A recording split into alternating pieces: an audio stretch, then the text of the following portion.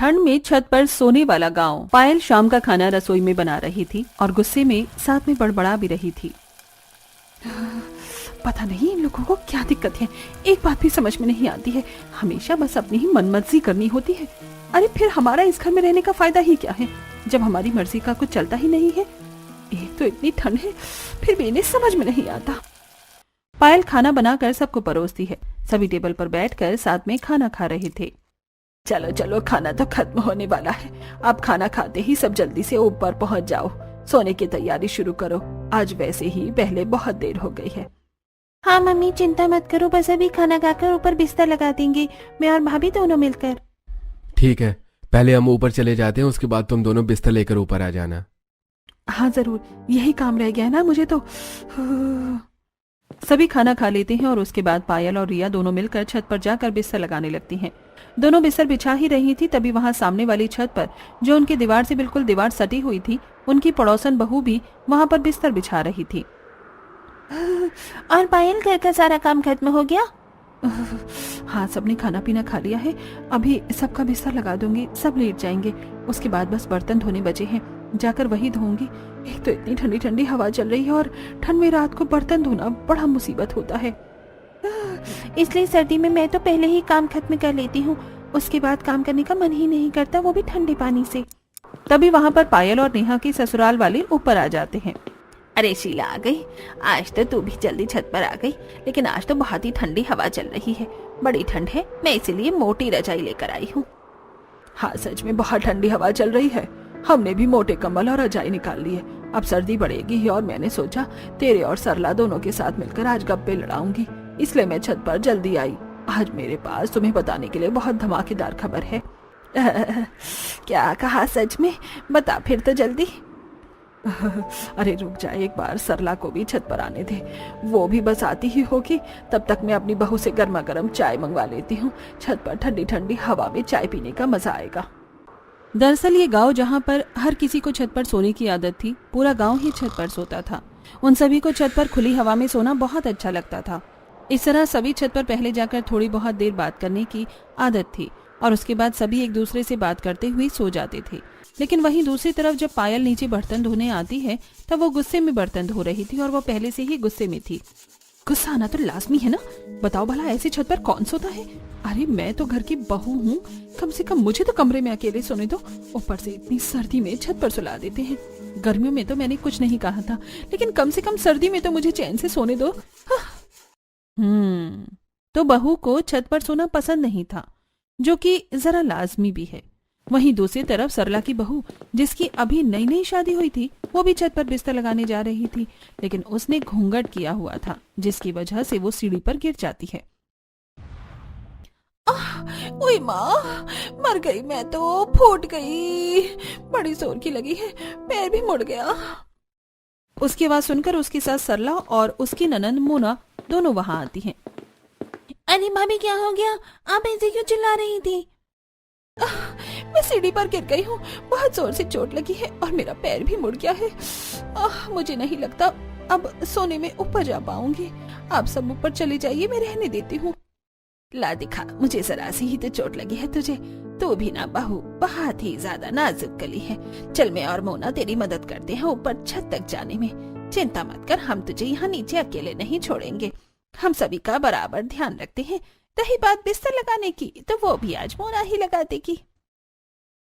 सरला और मोना दोनों रितु को पकड़कर छत पर ले जाते हैं। तब रितु मन ही मन सोचती है, चोट में भी मुझे नहीं छोड़ रही है, अरे कम से कम आज तो इसी बहाने मुझे नीचे सोने का मौका मिल जाता, लेकिन नहीं, एकदम जिद्दी ससुराल वाले हैं मेरे तो, सुलाना इन्हें मुझे छत पर ही है, ऊपर से यहाँ इतनी तेज हवा भी चल रही है, ठंड में तो मेरी कुल्फी ही जम जाएगी यहाँ पर छत पर। इस तरह रितु को भी जबरदस्ती छत पर ले जाया जाता है और हर कोई अड़ोसी पड़ोसी रात को छत पर खुले आसमान के नीचे बिस्तर लगाकर सोते हैं। यहाँ कुछ ऐसा ही था। इस तरह दिन गुजर रहे थे। वहीं पड़ोस में एक नई नवेली दुल्हन आई थी। तभी उसका गृह प्रवेश कर रहे थे और वहां पर सभी पड़ोसन थी। आजा बहू, गृह प्रवेश कर, अपने दाहिने पैर से कलश गिरा दे। पलक कलश गिरा कर गृह प्रवेश करती है। उसके बाद सभी कहते हैं, हाँ, स्वागत है हमारे खुले गांव के ससुराल में। एकदम खुली और ताजी हवा का एहसास होगा यहाँ। बिल्कुल सही कहा, यहाँ पर ऐसा खुला वातावरण कहीं नहीं मिलेगा बहू, जैसा हमारे गांव में मिलता है। हमारी बहुओं से पूछो, इसलिए तो खुश रहती हैं। नई नवेली दुल्हन पलक को तो कुछ समझ में ही नहीं आता, लेकिन वहीं खड़ी पुरानी बहुएं कहती हैं, हाँ बिल्कुल बिल्कुल, हम तो कुछ ज्यादा ही खुश हैं। यहाँ पर हर रोज खुली हवा में सोने का हमें इतना अच्छा अवसर जो मिलता है, जिसकी वजह से हमारी रात की नींद पूरी नहीं हो पाती है। अरे कुछ दिन पहले मुझे चोट लग गई, लेकिन फिर भी जबरदस्ती मुझे छत पर लेकर गई है सुलाने के लिए। हाँ, और कल पूरी रात मुझे नींद नहीं आई। एक तो इतनी ठंडी हवा चल रही थी, ऊपर से मेरा कंबल भी इतना पतला था। आज भी मुझे खांसी जुकाम हो रखा है, लेकिन नहीं, इन्हें तो सिर्फ अपनी मर्जी चलानी है। सच में क्या ही कह सकते हैं इन लोगों को। अब अगले दिन जब पलक रात को सभी को खाना बनाकर खिलाती है, खाना खाने के बाद वो जब अपने कमरे में जा रही थी, तब उसकी सास उसे रोकते हुए कहती है, अरे बेटा, कहाँ जा रही है? चल जल्दी से बिस्तर लेकर छत पर चल, वहीं पर हमारा बिस्तर लगेगा। ये बात सुनकर पलक को बड़ी हैरानी होती है। क्या कहा? छत पर? लेकिन ऐसा क्यों? अरे हमारे यहाँ ऐसा ही होता है। हमारे यहाँ पूरा गांव छत पर ही सोता है। छत पर एकदम खुली और ताजी हवा जो चलती है, छत पर सोने का जो मजा है वो कहीं और नहीं। जल्दी कर, सब लोग छत पर आ गए होंगे। ये बात पलक को तो बड़ी अजीब लगती है, लेकिन वो कर भी क्या सकती थी।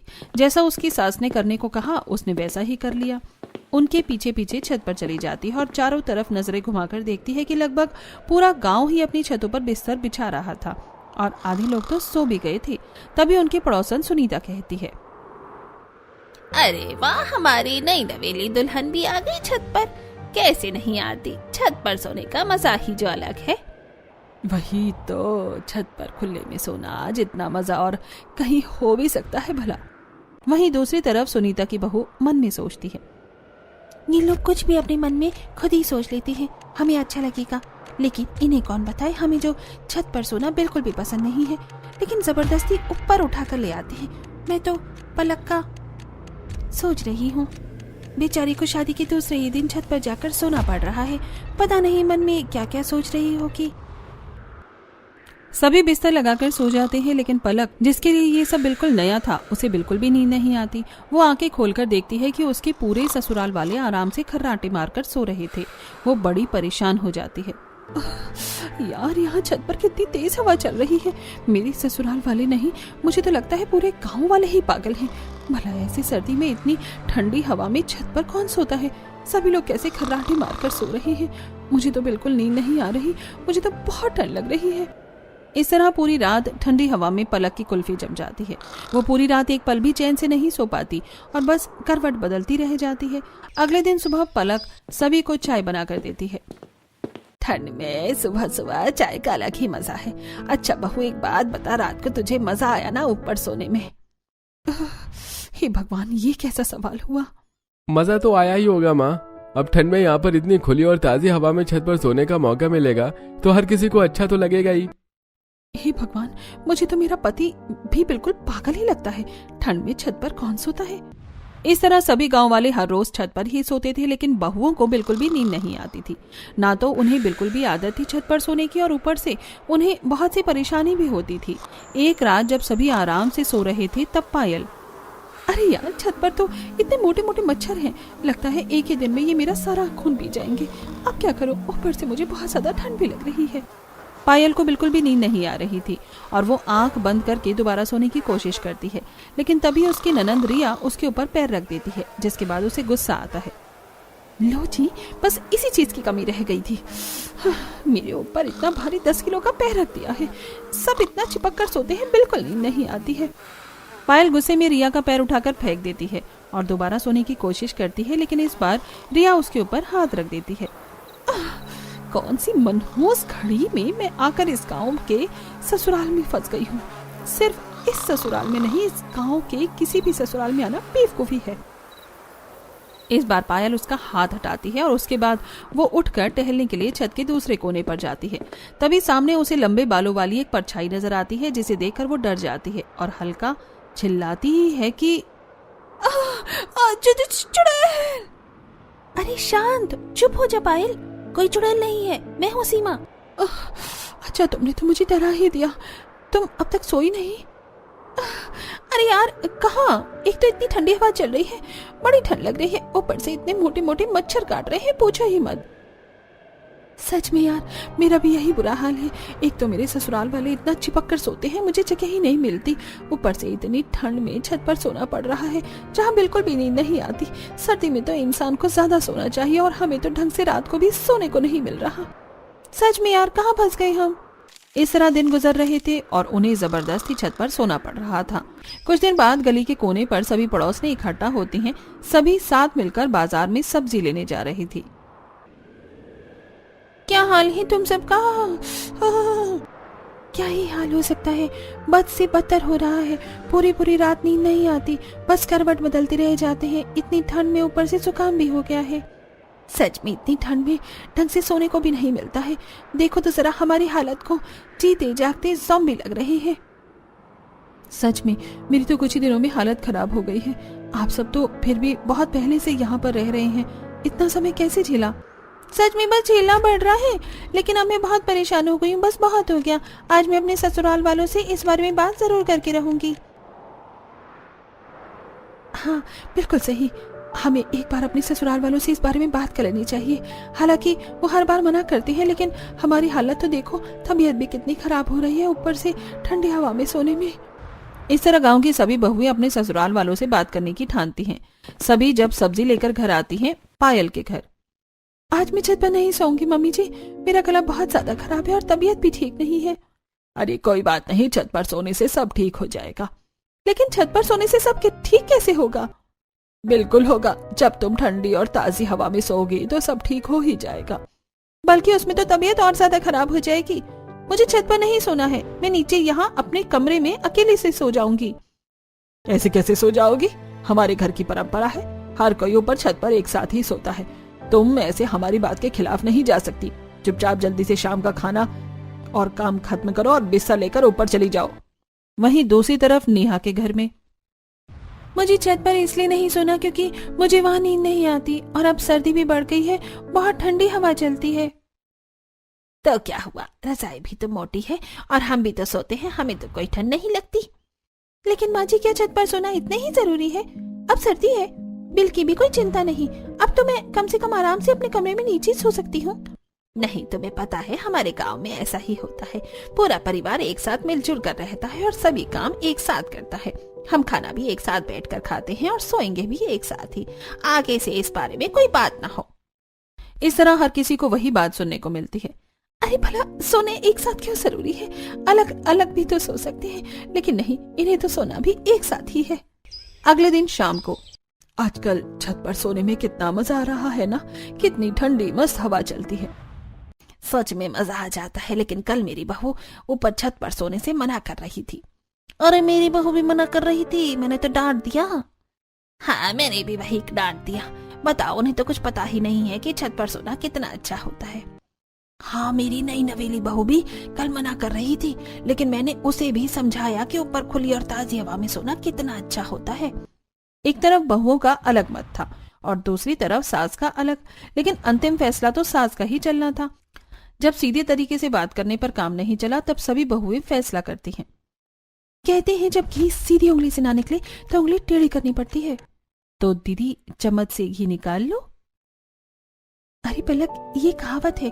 बात यह है कि हम आखिर क्या ऐसा कर सकते हैं जिससे हमारे ससुराल वाले छत पर सोना छोड़ दें? क्यों ना हम अपनी ससुराल वालों को डराने की कोशिश करें। हम रात को फोन में नकली चुड़ैल की आवाज लगा देते हैं, तो उन्हें लगेगा कि गांव में कोई भूत का साया है, जिसके बाद सभी छत पर जाकर सोना छोड़ देंगे। आइडिया तो अच्छा लग रहा है। बस उसी रात वो सब अपना प्लान शुरू कर देती हैं। सभी छत पर बिस्तर लगा ही रही थी, तब पायल, ऋतु, नेहा, सीमा और पलक एक दूसरे से इशारे में बात कर रही थी और सभी के सोने पर सही समय का इंतजार कर रही थी। जब सभी सो जाते हैं तो वो अपने अपने फोन में चुड़ैल की नकली आवाज लगा देती हैं और थोड़ी देर बाद, अरे मेरे ससुराल वाले उठ क्यों नहीं रहे हैं? ये तो आराम से घोड़े बेच कर सो रहे हैं। वहीं दूसरी तरफ, मैं तो ठंड में जम जाऊंगी। इतनी देर से ठंड में इंतजार कर रही हूँ कि कोई तो डर कर चिल्लाएगा, लेकिन यहाँ सभी आराम से खर्राटे मारकर सो रहे हैं। धत तेरे की, मेरा ये प्लान तो फेल हो गया। प्लान फेल होने के बाद लगता है हमें हर रोज छत पर ही सोना पड़ेगा। इस प्लान से तो कोई भी नहीं उठा। डरना तो दूर की बात है, अब सो ही जाती हूँ। वैसे भी इतने दिनों से ठीक से सोई तक नहीं हूँ। पलक रजाई में मुंह ढककर सो जाती है। अगले दिन पांचों मिलती हैं। कल का प्लान तो बिल्कुल फेल हो गया। क्यों ना इस बार हम उन्हें किसी सांप या बिच्छू से डराएं। अरे अगर हम उन्हें इससे डराएंगे तो हमारा भी तो नुकसान होगा। हम खुद डर जाएंगे। भला सांप और बिच्छू कोई खेलने की चीज थोड़ी है। अरे तो असली कौन लेकर आएगा रा? नकली लाएंगे। हम में से कोई एक ही ये काम करेगा ताकि सभी भी डर जाएं और हमारा भांडा भी ना फूटे, क्योंकि नकली की बात तो जल्दी ही फैल जाएगी। अगले प्लान को अंजाम दिया जाता है। जब सभी सो रहे थे तब सबसे पहले पायल अपने ससुराल वालों के ऊपर सांप डालती है। जैसे ही रमेश को एहसास होता है कि उसके ऊपर कुछ है तो वो उसे हटाने की कोशिश करता है। तब उसके हाथों से छूकर एहसास उसे होता है कि ये कोई अजीब सी चीज है। वो जैसे ही उठकर उसे पकड़ता है तो अंधेरे में उसे एहसास होता है कि उसने सांप पकड़ा है। जिसके बाद वो तेजी से चिल्लाता है, अरे बचाओ बचाओ, सांप आ गया, सांप आ गया। उसकी आवाज सुनकर सभी उठ जाते हैं और तभी रमेश बड़ी जोर से सांप को दूर फेंकता है और वो उनके बगल वाली छत पर सीधा महेश के ऊपर जाकर गिरता है, जो सो रहा था। महेश को भी किसी के होने का एहसास होता है और जैसे ही वो देखता है तो वो भी चिल्लाकर उसे दूर फेंक देता है। इसी तरह सभी उठ जाते हैं। और क्या हुआ जी, क्या देखा आपने? अरे मेरे ऊपर सांप आया था, मैंने उसे अभी फेंका है। क्या कहा पापा जी? सांप आ गया? देखा, यहाँ खुले में सोना बिल्कुल भी सेफ नहीं है, बहुत खतरनाक हो सकता है।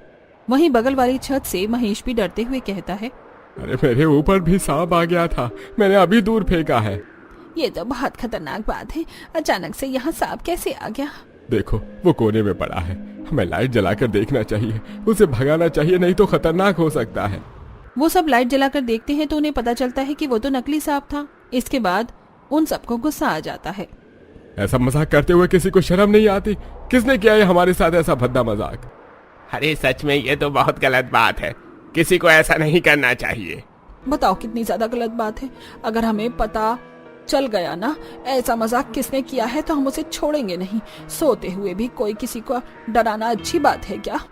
उन पांचों को जब एहसास होता है कि उनका भांडा फूट गया है तब सभी नर्वस होती हुई कहती हैं, सच में आंटी जी आप बिल्कुल सही कह रही हैं। जिसने भी ऐसा मजाक किया है बहुत गलत किया है। हाँ बिल्कुल सही किया। भला ऐसे सब करना भी शोभा देता है क्या? वही तो बहुत गलत बात थी। ये तो शुक्र है कि असली सांप नहीं था, लेकिन अगर असली सांप छत पर आ जाता तो कितना गलत हो जाता। हमें ऐसे बाहर खुले में नहीं सोना चाहिए, थोड़ा सावधानी रखनी चाहिए। हाँ चलो, शुक्र था कि यह असली सांप नहीं था और असली सांप आएगा भी नहीं। चिंता मत करो, हम इतने सालों से छत पर सो रहे हैं, आज तक ऐसा कुछ भी नहीं हुआ। बस किसी मूर्ख इंसान ने नकली सांप फेंक कर भद्दा मजाक किया है। यहाँ असली सांप वगैरह कुछ भी नहीं आने वाला, सब आराम से सो जाओ। इस तरह सभी अगल बगल में छत पर एक दूसरे को समझाकर और बात करते हुए वापस से सो जाते हैं।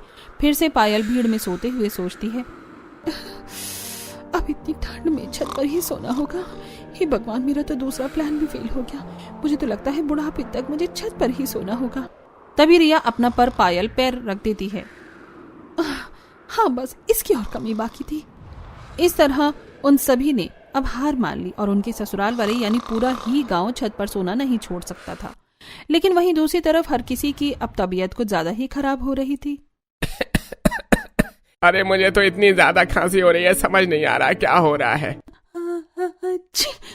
अरे मुझे खुद खांसी जुकाम हो रहा है, पता नहीं क्या है। गांव में लगभग सभी को एहसास हो रहा है।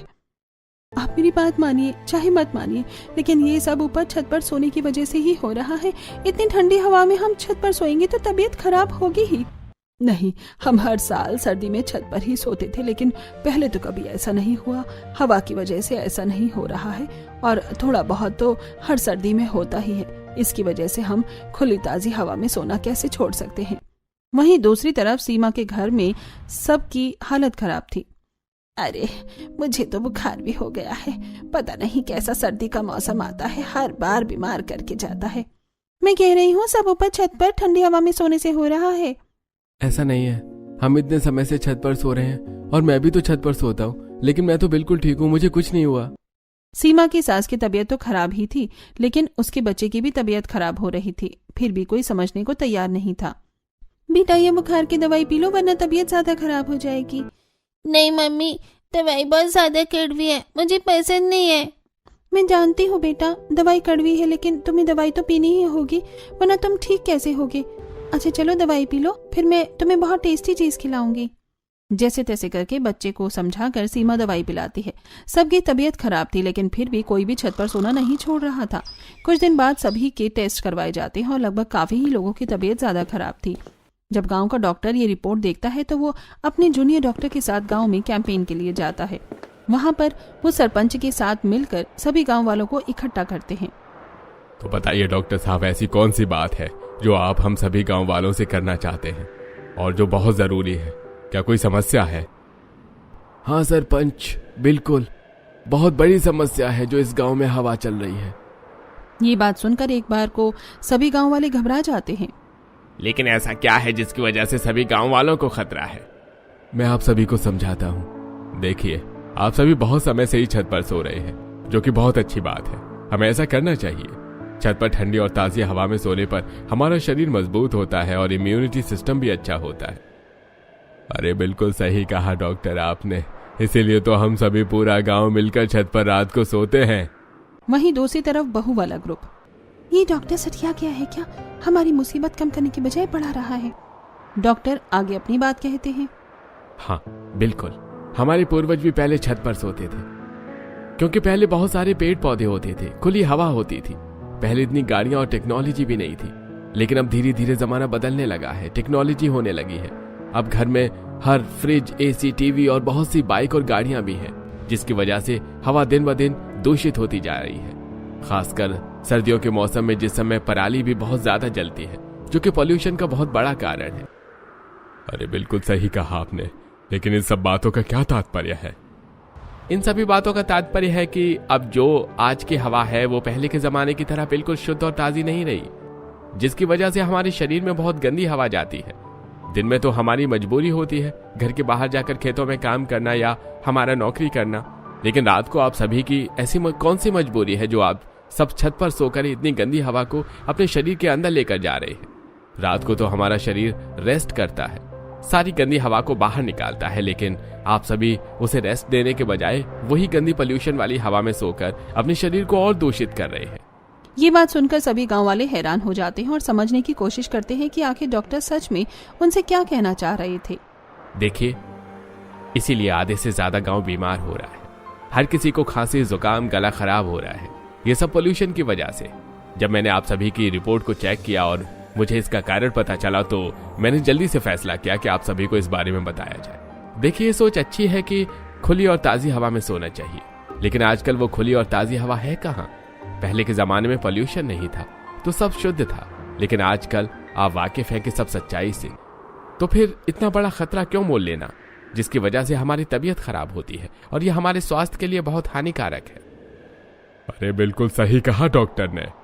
तो आप सभी गांव वाले अगर अपने स्वास्थ्य को सही करना चाहते हैं तो सर्दियों में खासकर छत पर न सोया जाए, तभी पोल्यूशन ज्यादा होता है और गर्मी में इतनी परेशानी नहीं होती। अरे तो गांव वालों, सभी ध्यान से सुनो।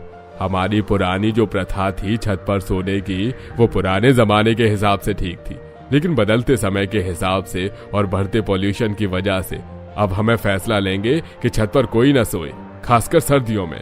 सभी अपने परिवार के साथ अब नीचे अपने कमरों में ही सोएंगे। इस तरीके से ऑफिशियली ये गांव के सरपंच द्वारा निर्धारित हो जाता है। सभी गांव वालों को भी ये बात समझ आ जाती है और वो भी छत पर सोने का फैसला छोड़ देते हैं। सभी डॉक्टर के पास जाकर धन्यवाद करती हैं। हमें खुशी है कि हमारी बात सुनने के बाद आपने सभी को समझाने का निर्णय लिया। हमारी मदद करने के लिए आपका बहुत बहुत शुक्रिया। ये तो मेरा फर्ज है, एक डॉक्टर का फर्ज है सबकी जान बचाना और उन्हें सभी सही चीज से अवगत कराना। जब मुझे पता चला कि तबीयत खराब होने के बाद भी कोई नहीं मान रहा है और ये बहुत खतरनाक भी है, तो मेरा मन नहीं माना पीछे हटने का। मैंने निर्णय लिया कि सभी को अगर इस बारे में समझाया जाए। सच में हम सभी इन्हें समझा कर परेशान हो गए थे, लेकिन कोई हमारी बात समझने को तैयार ही नहीं था। आपकी वजह से गांव की ये समस्या सॉल्व हो गई है। वो सभी डॉक्टर को धन्यवाद करती हैं और डॉक्टर वहां से चला जाता है। उन्हीं के कहने पर डॉक्टर सभी को समझाने आया था। अब इस तरह उन सभी को भी ठंड में छत पर सोने से छुटकारा मिल जाता है और अब गांववासी अपने परिवार के साथ नीचे अपने अपने कमरों में ही सोते हैं।